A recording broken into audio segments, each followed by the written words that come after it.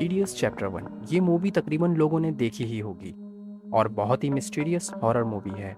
आज हम इस मूवी की स्टोरी पर गौर करेंगे। ये वाकया तब शुरू होता है जब मैरिड कपल एक न्यू घर में शिफ्ट होते हैं। इस कपल के दो बेटे थे और एक बेटी, डेल्टन फॉस्टर और कैली। एक रात डेल्टन को इस घर के एटिक से कुछ आवाज़ें सुनाई देती हैं और वो बच्चा इस आवाज़ का पीछा करने लगता है और एटिक तक पहुंच जाता है। वहां का दरवाज़ा खुद ही खुल जाता है और डेल्टन वहां अंदर चला जाता है और देखने लगता है कि आवाज़ कहाँ से आ रही है। डेल्टन एक सीढ़ी पे खड़ा होता है तो वहां से एक शेडो दिखता है जिससे अचानक डर कर वो नीचे गिर जाता है। उसके पेरेंट्स उसको हॉस्पिटल ले जाते हैं और डेल्टन कोमे में चला जाता है। लेकिन एक अजीब बात ये थी कि डेल्टन के सर पे कोई चोट नहीं आई थी। 3 महीने की मेडिकेशन के बाद भी डेल्टन में कोई इम्प्रूवमेंट नहीं आ रही थी। मजबूरन जॉश को उसे अपने घर ही ले जाना पड़ता है। अब डेल्टन के घर आते ही वहाँ कुछ अजीब वाकयात शुरू हो जाते हैं, जैसे कि रेनाए को डेल्टन के मॉनिटर से कुछ आवाज़ें सुनाई देती थीं। रेनाए चेक करती तो वहाँ कोई मौजूद ही नहीं होता था। फॉस्टर, डेल्टन का छोटा भाई, ये दावा करता है कि डेल्टन स्लीप वॉकिंग करता है। इसके अलावा कैली, डेल्टन की सबसे छोटी बहन, रेनाए किसी अनजान शख्स को इनके रूम में देखती है जो कि जॉश के आते ही गायब हो जाता है। यहाँ तक कि इनके घर का अलर्ट अलार्म बार बार खुद बजने लगता और जब भी ऐसा होता तो इनके घर का मेन डोर खुला हुआ होता था। इन वाकयात के कुछ ही दिन बाद रेनाए को डेल्टन के बेड शीट पे एक हाथ का निशान दिखता है जो कि खून का होता है। उसे देखकर बहुत खौफ आ रहा था। रेनाए उसी दिन जॉश से इस घर के बारे में पूछती है। जॉश इन बातों को ज़्यादा इम्पोर्टेंस नहीं देता। उसी दौरान एक शैतानी जिन रेनाए पे अटैक करता है जो कैली के रूम में होता है। इस वाक़ये से ये फैमिली बहुत डर जाती है और ये लोग फ़ौरन इस घर को खाली करने का फैसला करते हैं। नए घर में आकर इन्हें ऐसा लगता है कि अब सब ठीक हो जाएगा, लेकिन इन लोगों को ये बिल्कुल नहीं पता था कि ये तो बस शुरुआत थी। आगे और भी खौफनाक होने वाला था। फिर उसे एक डांस करता हुआ लड़का दिखता है जो उसे डेल्टन के कमरे तक ले जाता है। रेनाए काफ़ी घबरा जाती है और डरी डरी सी रहने लगती है। जॉश की मां लॉरेन रेनाए से मिलने आती है और उनका कहना था कि मुझे एक बहुत ही अजीब ख्वाब आया, और ये बताती हैं कि मुझे एक ख्वाब आया जिसमें एक बहुत ही अजीब खौफनाक शख्स दिखता है और डेल्टन का नाम लेता रहता है। जब रेनाए उससे पूछती है कि वो कौन है तो वो लाल कलर के एक शैतान को जॉश के बिल्कुल पीछे देखती है। फिर जब जॉश और रेनाए डेल्टन के रूम में जाते हैं तो डेल्टन का रूम पूरा बिखरा हुआ होता है और डेल्टन भी अपने बेड से नीचे गिरा हुआ होता है। इसके बाद लॉरेन फौरन एक एक्सप्लोरर डेमोनोलॉजिस्ट टीम की हेल्प लेती है जिसमें एलिजे, स्पेक्स और टकर होते हैं।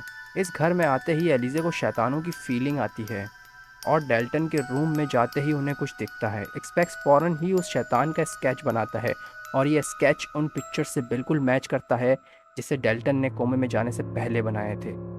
कुछ तहकीकात करने के बाद एलिजे बताती है कि डेल्टन कोमा में नहीं है, वो शैतानों की दुनिया में फंस चुका है। डेल्टन काफ़ी दूर चला गया है और खो गया है। वो किसी फर्दर नाम की जगह फंस गया है जहाँ मरे हुए लोगों की बुरी आत्माएं रहती हैं। अब वो जिन डेल्टन की बॉडी से रास्ता बनाकर हमारी दुनिया में आ रहे हैं। अब एलिजे सेंसाई नाम की एक प्रैक्टिस से डेल्टन से बात करने की कोशिश करती है, लेकिन जवाब में उन्हें एक शैतान की आवाज़ आती है जो उन्हें डराता है और डेल्टन के जिस्म को यूज़ करके इन पर अटैक भी करता है। एलिजे इन्हें बताती है कि जॉश, डेल्टन के फादर, 8 साल की उम्र में ये भी इन्हीं तकलीफ़ों से गुजर चुके हैं और इसके अंदर एक बूढ़ी औरत की आत्मा आ गई थी। तब एलिजे ने लॉरेन के साथ मिलकर जॉश की मदद की थी। अब सिर्फ एक ही रास्ता था, जॉश द फर्दर में जाए और डेल्टन को लेकर आए। जॉश विजुअलाइजेशन करता है और पुराने घर को विजुअल करके जॉश का कनेक्शन आत्माओं की दुनिया से बन जाता है।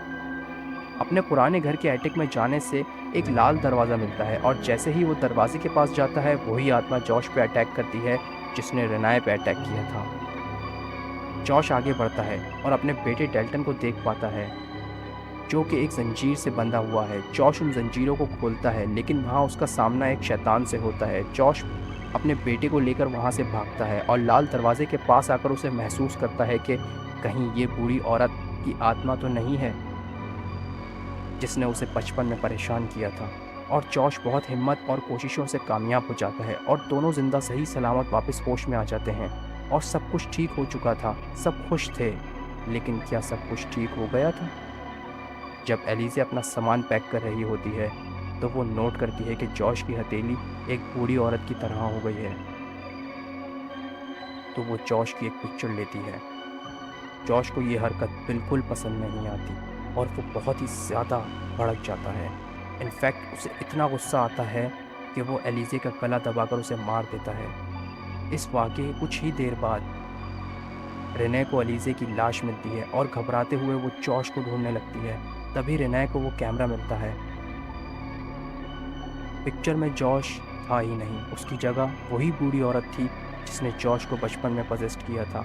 बात साफ हो चुकी थी कि वो बूढ़ी आत्मा एक बार फिर वापस आ चुकी है। और तभी जॉश रेनाय के शोल्डर पे हाथ रखकर बोलता है, रेनाय आई एम हियर।